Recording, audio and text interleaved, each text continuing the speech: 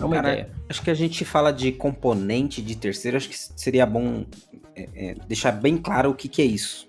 Então, tipo, sempre que a gente fala de componente, a gente está falando de biblioteca realmente. É o que você está usando ali para usar alguma funcionalidade que já foi desenvolvida, né? Quando você cria uma função, alguma coisa, você vai armazenando em suas bibliotecas e você consegue. Tem é, bibliotecas open source, ou você compra, enfim, usa essas bibliotecas que já foram escritas. Então, só para deixar bem claro, né? A gente chegou falando de SCA e chegou metendo pau e às vezes a galera não conseguiu entender bem o que que é. Né? E o SCA Não, ele vai fazer a análise dessas bibliotecas, ele vai identificar quais são as bibliotecas que você está utilizando, que não são suas, para fazer análise para ver se identifica vulnerabilidades. Né?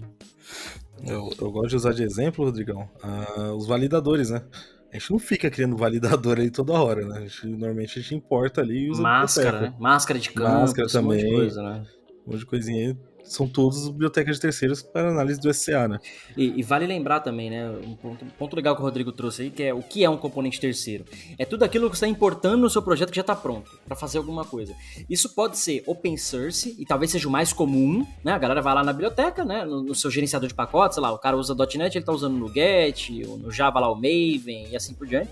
Você vai lá e fala, eu quero uma biblioteca aqui com esse nome e tal. Então é você usar o open source. Outro tipo de biblioteca terceira é a biblioteca comercial.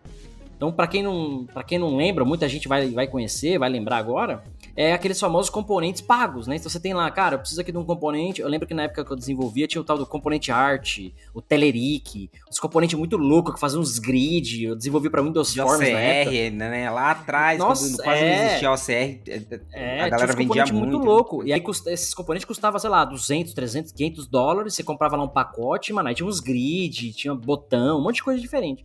E é um componente pago, você tem uma licença para aquilo.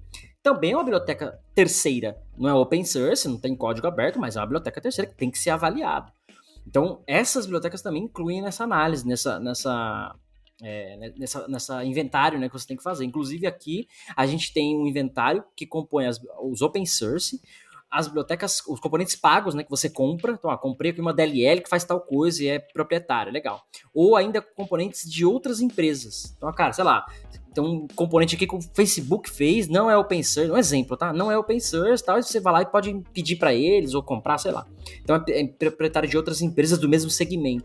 Então, tem meio que mais ou menos 3 níveis de componente terceiro que você acaba usando. Além do próprio framework que você está usando, ele é um componente terceiro, né? Você está usando o ASP.NET, você está usando o XPTO lá, o próprio .NET Framework, enfim, o Spring são componentes. Então, apesar de open source ou não, né, são componentes do seu próprio framework que você deve ter esse inventário e fazer essa avaliação também. Então, o que a gente está trazendo aqui hoje é, no seu ciclo de desenvolvimento de software, tem que ter um momento, tem que ter uma etapa, tem que ter um processo, uma ferramenta que vai te ajudar a fazer esse inventário, a fazer essas análises, porque uma vez que você tem um inventário, aí avançando para o segundo tópico, né? Tem o inventário dos seus componentes, legal. Próximo passo é você analisar se esses componentes têm ou não riscos de segurança. E aí a ferramenta de SCA entra em cena. Talvez a mais famosa, mais conhecida seja fugiu o nome agora da OASP lá. Dependency Check. Então, Dependency Check da OASP, que se eu não me engano é só para .NET e Java, mas você falar, ele valida todos os componentes. Então, o que ele